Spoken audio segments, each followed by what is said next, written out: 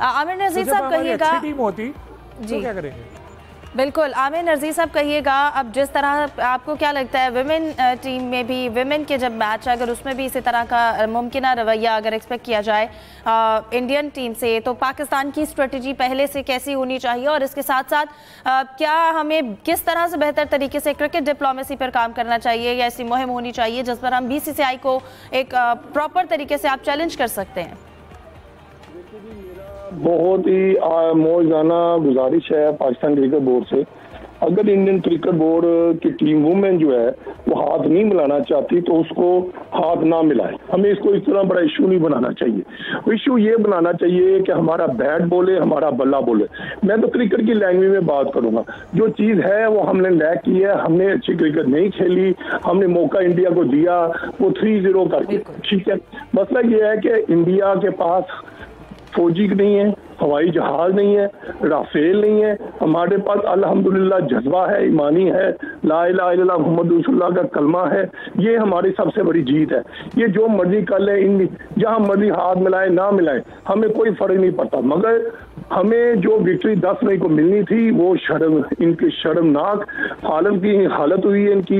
ये कहीं मुंह दिखाने का, देखे ना जनरल असेंबली में जनाब मोदी साहब नहीं थे, उनको पता था ना कि ट्रंप ने इस बार मुझसे जफ्फी नहीं डालनी, ठीक है, जो उसको रवायत है हर एक को जफ्फी डालता है। अब देखें वहां पे नहीं गया, वहां पे अपने वजीर खारजा को भेज देता है, ठीक है। इससे बड़ी और चीज क्या है पाकिस्तान की, वो कहीं पे भी नहीं जा रहा, सिवाय इंडिया के जो उसको डेढ़ आबादी है ना अपने इलेक्शनों के कैंपेन में उधर लगा हुआ है। ये आप जीते हैं, आप 10 मई को भी जीते हैं, आप 28 मई को भी जीते हैं, हार कर फिर आप जीत गए हैं। मगर जो हमारे जवानों ने जो पाक एयरफोर्स ने जो राफेल गिराए हैं, 1 नहीं 2 नहीं 4 नहीं 5 नहीं 6-0, ट्रम्प ने 47 टाइम कह दिया है। किसने कहा जी? दुनिया का जो वर्ल्ड लीडर है, इस टाइम स्ट्रॉन्गेस्ट जो फौजी उसके पास क्या देता है, वो कह रहा है 47 मरतबा कह रहा है जी पाकिस्तान ने 7-0 किया है। हम तो 6-0 कह रहे हैं, वो 7-0 कह रहे हैं, उसको ज्यादा रिपोर्ट है। मगर जितना भी मैं इसमें कह रहा हूं, हमें दिल बड़ा रखना चाहिए, हमें अभी क्रिकेट पे फोकस करना चाहिए, और मैदानों में जहां भी हम मिले हमने जीतना है। हमारी पॉलिसी क्या है, हमने टीम क्या तैयार करनी है, हमने ज्यादा तवज्जो उस पर देनी। ये जो बाकी चीजें ये हमारे पॉलिटिशियन, हमारे वजीर खारजा, प्राइम मिनिस्टर, हमारा फील्ड मार्शल आसिम मुनीर साहब ये बखूबी निभा रहे हैं। हमें अपनी क्रिकेट के ऊपर फोकस करना चाहिए। सही, ठीक है। सलीम साहब आपकी जानिब आऊँगी। अब इस वक्त टेस्ट टीम का इंतखाब हो चुका है, कैंप लग गया है लाहौर में। आपको लगता है कैंप के बाद जो हम 15 खिलाड़ी सिलेक्ट करेंगे कौन से होने चाहिए, क्या एक्सपेक्टेशंस हैं? देखिए एक्सपेक्टेशन तो बहुत हाई है, और पाकिस्तान ने पहले भी अभी जो इंग्लैंड को जिस तरह हराया था स्पिन पिचेस बना के, और मुझे यकीन है कि इस बार भी बिल्कुल ऐसे ही होगा कि स्पिन पिचेस बनेंगी। कल भी मैंने आपसे कहा था कि बड़े बड़े पंखे और हीटर वगैरह मंगवा लिए होंगे, लेकिन बिल्कुल फेयर इनफ है ये, क्योंकि हम भी जब बाहर जाते हैं तो हमें भी इस तरह की जो हमारी वीकनेस है तो वो लोग इसी तरह के पिचेस बनाते हैं, ऑस्ट्रेलिया इंग्लैंड वाले। और हमारा स्पिन अटैक अच्छा है, नुमान अच्छी फॉर्म में है, पहले भी उन्होंने बड़ा ज़बरदस्त परफॉर्म किया था। मेरे ख्याल अबरार को शायद मौका नहीं मिले, लेकिन बैटिंग में थोड़ा सा है कि कहीं हम अपने बिछाए हुए जाल में खुद ना फंस जाएं, इस चीज़ का ज़रा ख्याल रखना पड़ेगा। लेकिन बाबर आ गए हैं और रिजवान भी हैं, शान ने अभी इंग्लैंड में स्कोर किया था, ये सारे बैटिंग भी हमारी बेहतर है, तो उम्मीद यही है कि अच्छी परफॉर्मेंस सामने आएगी और पाकिस्तान टीम साउथ अफ्रीका को ढेर करेगी। साथ में एक बात मैं वो कहूँगा, आमिर नज़ीर साहब की मुझे एक बात बहुत पसंद आई जो उन्होंने कहा था कि अपनी परफॉर्मेंस से जवाब देना चाहिए, और पाकिस्तानी वुमेन टीम को भी हाथ मिलाना इन सब चक्करों में नहीं पड़ना चाहिए, अपनी परफॉर्मेंस पे जवाब देना चाहिए। बिल्कुल। जाहिद साहब आप क्या समझते हैं, हमने 5 स्पिनर्स का इंतखाब भी किया है सिलेक्शन में, और इस बात का ये एक तरह से इशारा भी है कि हम अगेन स्पिन ट्रैक की तरफ जाएंगे। होम सीरीज़ में इसी तरह की जो है वो बनाई जाती हैं, लेकिन ये किस हद तक हमारे स्पिनर्स को भी खेलने में आसानी होगी?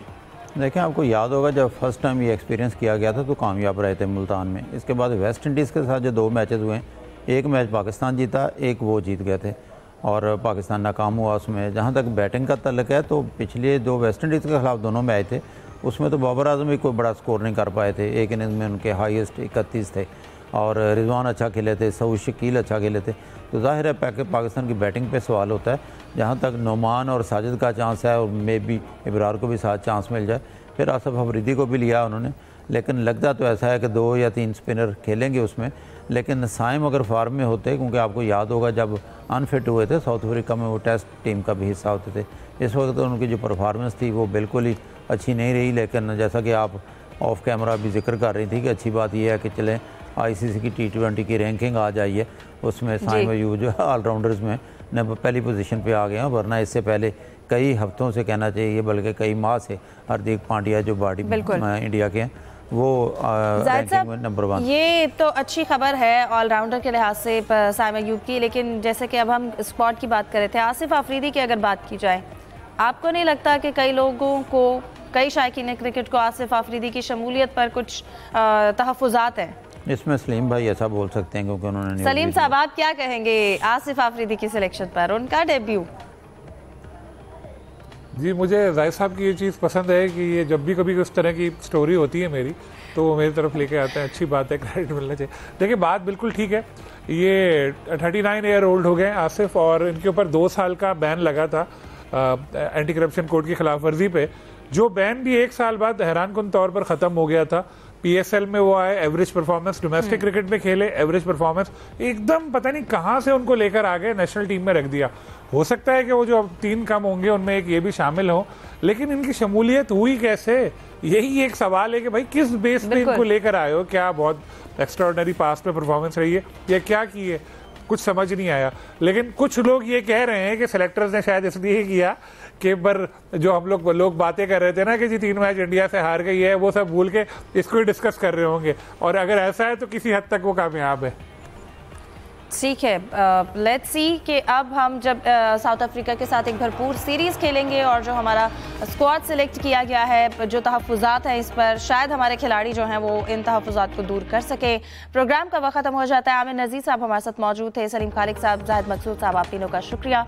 दीजिए इजाज़त, अल्लाह हाफ़िज़।